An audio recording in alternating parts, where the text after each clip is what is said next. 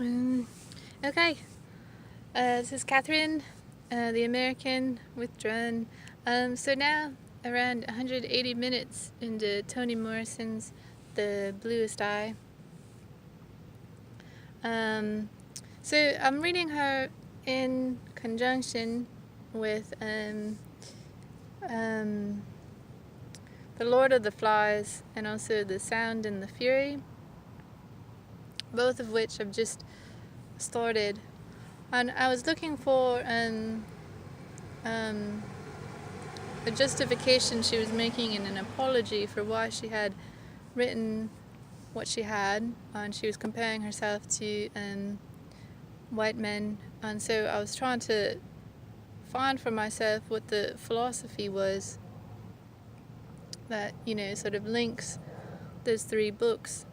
And from what I can say is that, one of the intuitive discussions I had in Alaska was, when you read philosophy, you have to notice that they don't talk about the woman's experience, and how do we think about the woman's experience. And so when I was listening to John Dewey on free audiobooks for intellectual whatever, he elaborates, what is the difference between a philosophy and literature. And for him, it's he's quite fast, but there are two things that really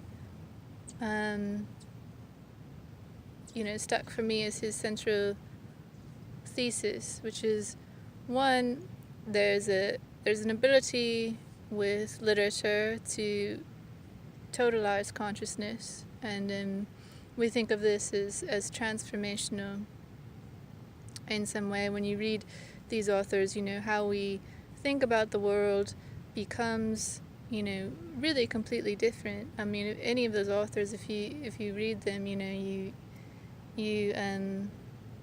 have a completely different frame of mind.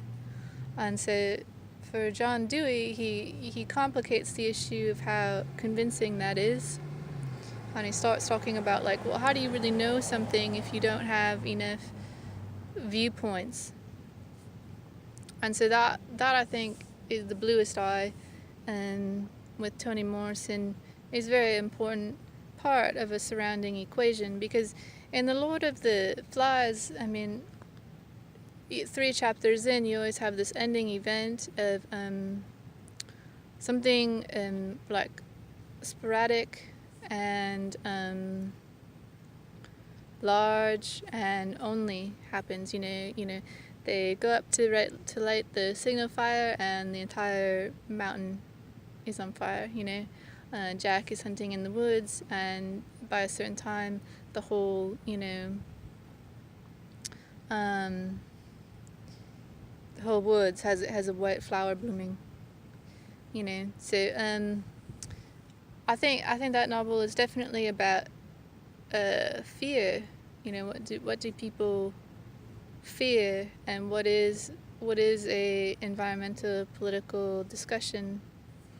And so I sense a commonality in that fear between The Bluest Eye and The Lord of the Flies, and the idea that The Bluest Eye is about women, and you start wondering just how many women, have this type of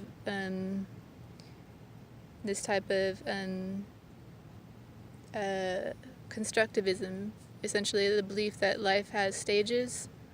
So Piaget, now that it's about 100 minutes into 180 minutes, you have those first, like, feelings of, fighting for her, and also sexuality and her feelings about herself as a beautiful person. And then,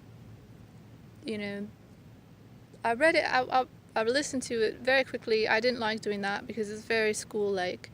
And when you're in school, you're definitely pushed to, like, get everything into the semester, and you lose so much of a complete experience, and there's too many intelligence politics to that, and what esteem is, and what is intelligent. And when you can't like focus on a novel in a way that like within 20 minutes a lot has been said in order from a modernist perspective of development and technologicalization.